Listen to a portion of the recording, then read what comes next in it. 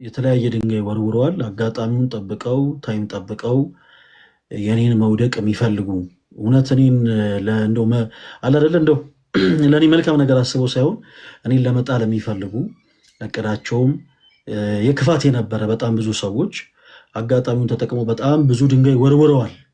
በጣም ብዙ ድንጋይ ሰው ቃል እንደገባሁት እነዛን ሁሉ ድንጋዮች መልሼ አልወረውራቸውም። እመኑኝ ግን ልንገራችሁ፣ ልክ ዛሬ የተፈጠረችዋን ነገር በተለይ አጋጣሚውን ጠብቃችሁ ድንጋይ ስትወረወር የነበራችሁ ሰዎች በአጠቃላይ አስታውሱት። በወረወራችሁት ድንጋይ ቤት ሰርቼ ግን አሳያችኋለሁ። ስለዚህ በዚህ ጉዳይ ላይ ምንም የማወራው ነገር የለም። ምንም እናንተ ዝም ስትሉ እግዚአብሔር ስለ እናንተ ይናገራል። እኔ ተወዳጆች፣ እኔ እንደዚህ ነኝ፣ እኔ እንትን ነኝ፣ እኔ ጻድቅ ነኝ፣ እኔ እንትን ነኝ ምናምን አያስፈልግም። እነርሱ ስለኛ ያወሩ፣ እግዚአብሔር ስለኛ ይናገራል።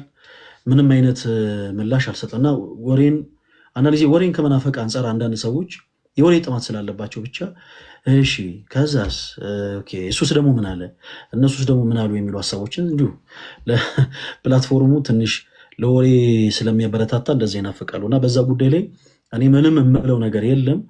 ከዚህም በኋላ ግን ለመጨረሻ ጊዜ ስለሆነ ይህን ሀሳብ የምናገረው በደንብ አዳምጡኝ። ፈለገ አትናቴዎስ ገንዘብ ሲያሰባስብ ለወላይታ ሀገረ ስብከት ብቻ ነው ያሰባስብ የነበረው እና ምናልባት ለተራቡ ሰዎች፣ ለተጠሙ ሰዎች፣ ለተቸገሩ ሰዎች ገንዘብ አሰባስቦ ሰርቋል። ገንዘባችንን ለሆኑ ለተራቡ ሰዎች፣ ለተጠሙ ሰዎች ብሎ ገንዘባችንን ሰብስቦ ጠፍቶብናል የምትሉ ሰዎች ካላችሁ ምናልባት ለድንጋይ ወርዋሪዎቹ ማለት ነው እና ደግሞ ጾታዊ ጥቃት በነገራችን ላይ ወንጀል ነው በሀገራችን።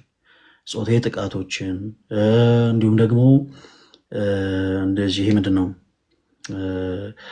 ሌሎች የማስፈራሪያ ዛቻዎችን አድርሶብናል ብላችሁ የምታስቡ ሰዎች ካላችሁ ደጋግሜ እንደተናገርኩት ፈለገ አትናቴዎስ የኢትዮጵያ ኦርቶዶክስ ተዋሕዶ ቤተክርስቲያን አማኝና አገልጋይ የሆነ ሰው እንጂ ፈለገ አትናቴዎስ አምባገነን መንግስት አይደለም። ስለዚህ አቅራቢያችሁ ባለ የህግ ቦታ ቀርባችሁ መክሰስ ትችላላችሁ።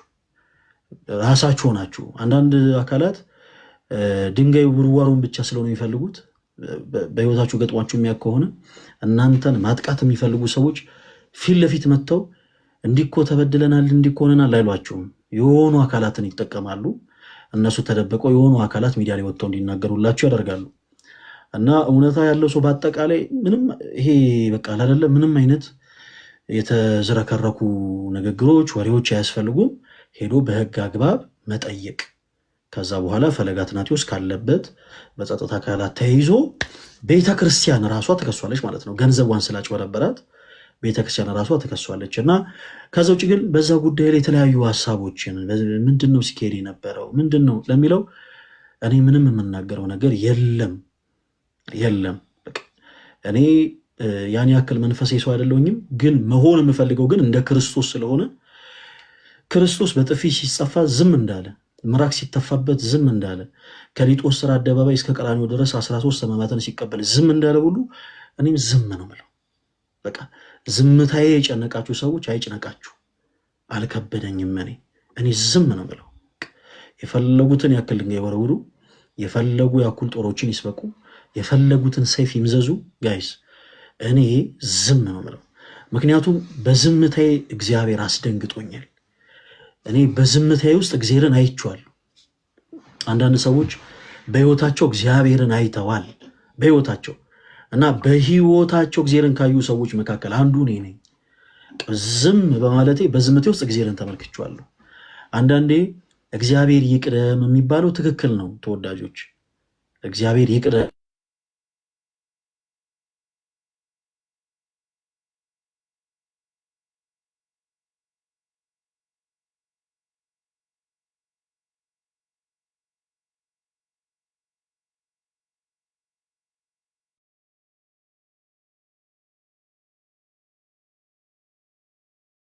በትዳር ህይወት ሰዎች ሲጋቡ ለምንድን ነው በስርዓተ ቤተክርስቲያን ቢጋቡ መልካም ነው የሚባለው? ለምን?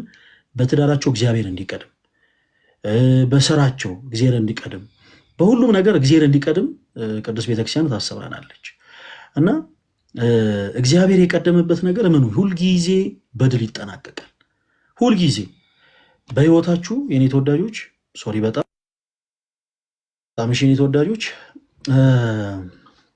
በህይወታችሁ ሰዎች እናንተን እንደናቋችሁ ፊል ስታደርጉ፣ ሰዎች እናንተን ያንኳሰሱ ሲመስላችሁ፣ ሰዎች በእናንተ በበላያችሁ እንደሆኑ ለማድረግ ለመሳል በሚሞክሩ ወቅት እባካችሁም በቃ ፕሊስ ራሳችሁን ለማስከበር እንዳትሮጡ።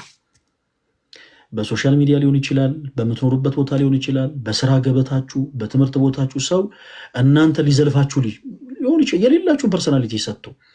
ለምሳሌ አንዳንድ ጊዜ ሶሻል ሚዲያ ላይ ፈለገ አትናቴዎስ ተሐድሶ ነው የሚሉ ሰዎች አሉ። ተሐድሶ ነው፣ ከተሐድሳይን ጋር የሚሰራ ሰው ነው፣ እሱ እንደዚህ አይነት ፐርሰናሊቲ ያለው ነው፣ የቤተክርስቲያን ትምህርት ፈጽሞ አይቀበል ምናምን፣ በጣም ኔጌቲቭ የሆኑ ነገሮች የሚናገሩ ሰዎች አሉ። ለነዛ ሰዎች እንደ ክርስቲያን እኛ ራሳችን ምላሽ መስጠት የለብንም። ይህን ነገር አስታውሱት። እናንተ ዝም ስትሉ እግዚአብሔር ነው ስለ እናንተ የሚናገረው።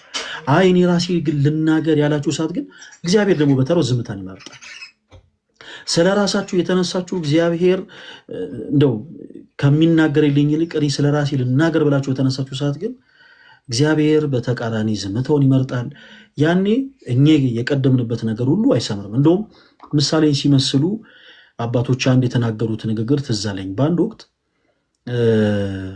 የተወሰኑ ወዳጅ ጓደኛሞች አንድ ገዳም ለመሳለም ሄደው ተሳልመው ከዛ አካባቢ ክፍለ ሀገር ስለነበረ እንቁላል ገዝተው ይመጣሉ።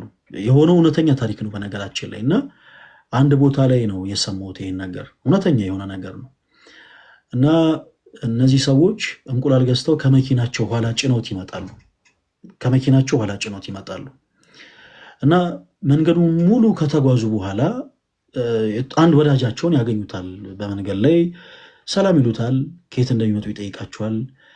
እነሱ እየመጡ ያሉት ከሌላ ቦታ እንደሆነ ይነግሩታል። ካወሩ ከተስማሙ በኋላ በሉ እግዚአብሔር ከፊታችሁ ይቅደም አላቸው እና እነሱ እያረገጡ አይ እግዚአብሔር ከኋላ ይከተለን ብለው መለሱለት። ይሄ ሪል የሆነ ነገር ነው ነገራችሁ ጋይስ። እና ተለያዩ። በመንገዳቸው ሲሄዱ ትንሽ አደጋ ገጠማቸው እና መኪና ውስጥ የነበሩ ሰዎች በአጠቃላይ ተጎዱ። ስብራት፣ የተለያየ አይነት ጉዳት ደረሰባቸው። ደማቸው የተወሰነ የፈሰሱ አሉ፣ ስብራት የገጠማቸው አሉ፣ የተለያየ አይነት ጉዳት ደረሰባቸው። ከኋላ የጫኑት እንቁላል ግን ምንም አልተሰበረም። እና ያቺ ንግግር ትዝ አለቻቸው። እግዚአብሔር ከፊት ነበር ወይስ ከኋላ ተብሎ ሲጠየቁ ይዛኔ ከኋላ ብለው መለሱ እነሱ።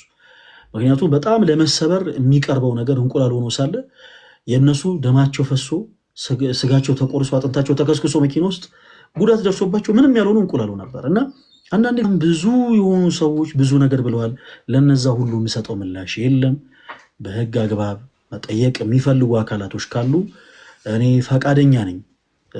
በህጋዊ መልኩ እንደውም ጉዳዩ ተይዞ ነገሩ ቢጠራ ሞር ከወሬ በራቀ መልኩ እውነተኝነትን ይዞ ሰው ዘንድ ይደርሳል። እና ወሬን ግን የምትናፍቁ ሰዎች እስቲ አንተ የሆነ ነገር በልበት ምናምን የምትሉ እኔ ምንም የምሰጠው ምላሽ የለም። መጨረሻ ላይ የምለው ነገር ምንድን ነው እንዳትረሱ፣ የተወረወረውን ድንጋይ በአጠቃላይ መልሼ አልወረወርም። ስለ እውነት ነው የምላችሁ። እኔ በዛ ዙሪያ ምንም የምለው ጉዳይ የለም። እናንተ የወረወራችሁብን ድንጋይ ግን እንዳትፈሩ፣ እንዳትደነግጡ፣ ሰላማዊ እንቅልፍ ተኙ። ፈለገ አትናቴዎስ መልሶ አይወረውረውም። እናንተ በወረወራችሁት ድንጋይ ግን ቤት ሰርቶ ያሳያችኋል ለማለት ነው። ኦኬ ዛሬ